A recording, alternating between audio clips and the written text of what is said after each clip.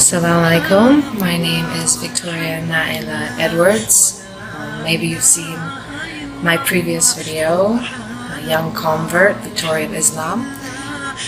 Since this video and since I converted, I'm always asked the same question, which is, what made you convert?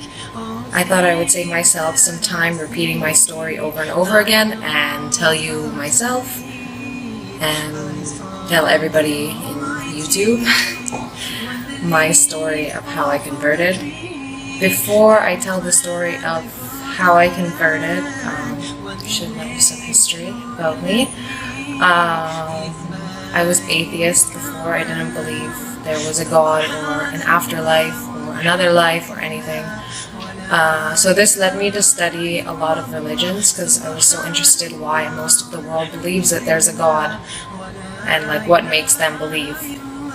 I wasn't so much like searching for the truth or whatever, I was just kind of curious, and because I didn't have any beliefs, it was easy for me to like listen and read about other people.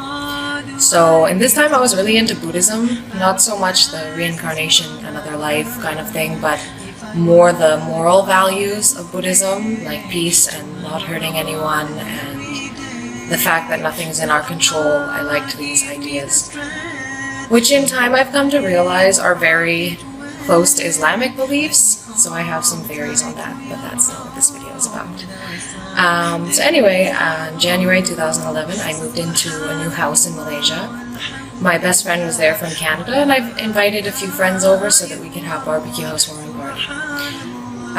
During the barbecue, we had the doors open for the house. In Malaysian houses, if you've ever been there, you'll know there's the glass sliding door and then the wood normal door, and they're usually like next to each other in front of the house. So I took my friends upstairs to give them like a tour of the house, and as I was coming out of the second bedroom, I heard like a loud bang, and my dog like yelped, like, "Arr!" You don't know what a yelp is. But I ignored it because she's crazy and probably she knocked something over like she always does. So I just continued, and when I went downstairs, my best friend was like looking so terrified, so scared, and just staring at the glass door. So I got her attention and I asked her what happened. She told me that my dog was walking towards the glass door and the glass door like slammed shut by itself. And if any of us know anything about science, then you'll know that like even if the wind was so strong that it closed it, then the wood door should have closed too, but it didn't. So we all got really scared and we went outside and we didn't come back in for a while. Shortly after, my friend, she left, and over the next few months, like small things can happen inside the house, but you can make excuses for it. Like I come home and something wasn't where I left it, or I hear something dropping in the room and there's no one there but me, like this.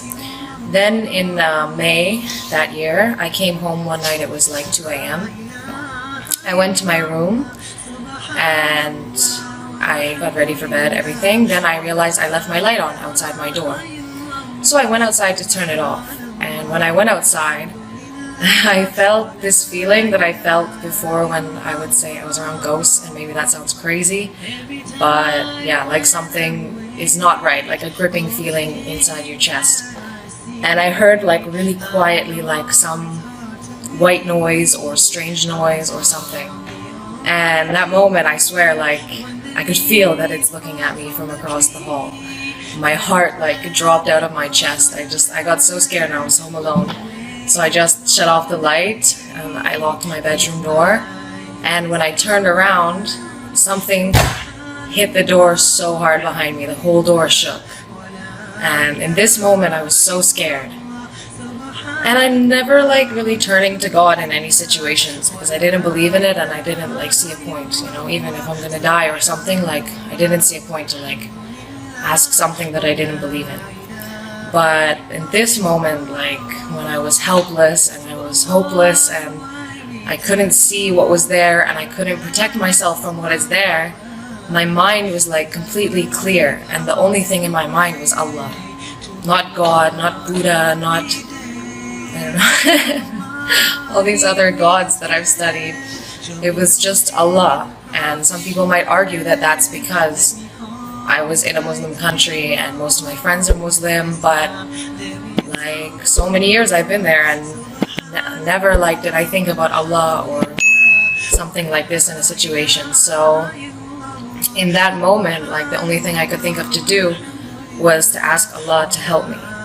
So I said, like, Allah, if you exist, like, please protect me in this situation. And I think most of you will agree, in this kind of situation, you're not gonna sleep, right? You're so scared, right? So I just laid down in bed and I put something on my laptop to watch.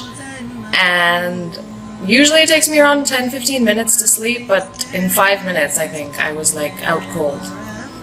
So in the morning when I woke up, I'm a pretty logical person, so I had to like start thinking about what happened the night before.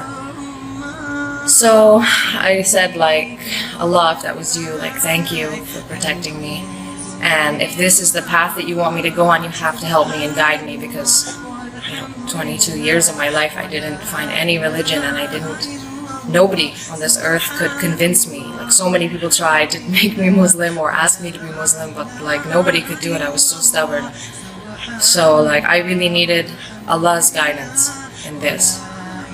So over the next few weeks I started to feel really curious about it, and I started to ask people, like, what does Allah teach? And they would tell me things like Allah teaches patience. So in like traffic jam or some situation where I feel impatient, and you start to feel that fire burning inside you, I would remember Allah and I would make myself patient and calm, and then like the situation would change. And I kept doing this with like different aspects of Islam. So after that, like few months, it was August, which was Ramadan. So I decided to take Ramadan to really like learn what it's to be Muslim, and to like hopefully make a decision